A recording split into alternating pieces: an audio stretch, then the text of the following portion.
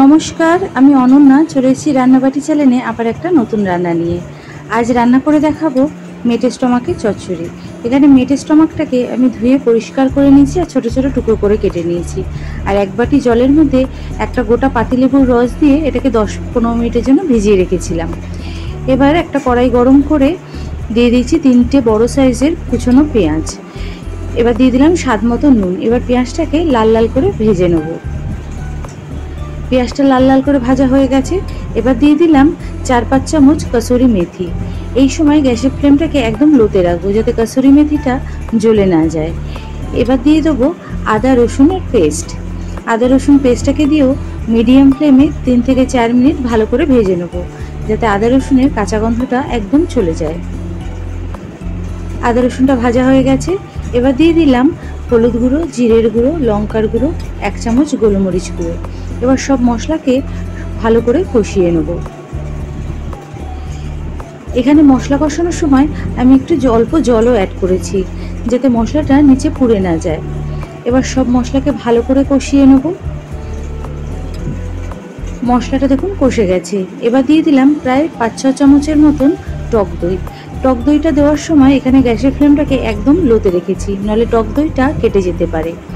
এবার টক দইয়ের সঙ্গে মশলাটাকে ভালো করে মিডিয়াম ফ্লেমে 3 থেকে 4 মিনিট কষিয়ে নেব। এখানে লো ফ্লেমে আমি মশলাটাকে 3 থেকে 4 মিনিটের জন্য ঢেকে দিয়েছিলাম। দেখুন মশলাটা থেকে সুন্দর তেল বেরিয়ে এসছে।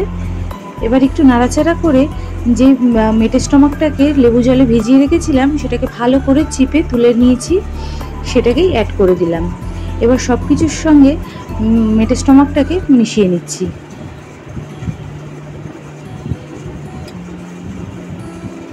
এবার দিয়ে দিলাম 1 চামচ গরম মশলার গুঁড়ো।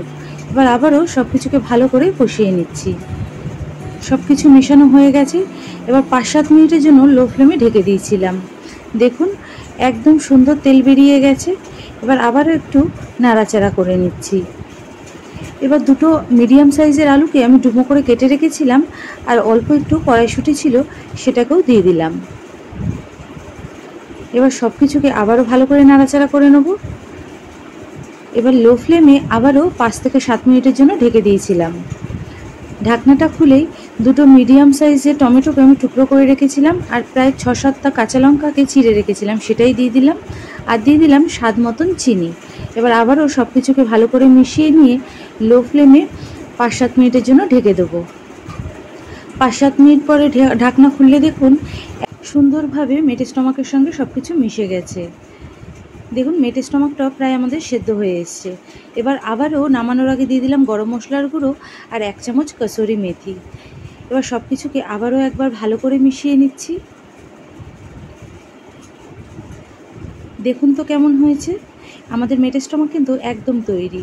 যদি ভালো লাগে অবশ্যই একবার ট্রাই করবেন আর লাইক অ্যান্ড সাবস্ক্রাইব করবেন।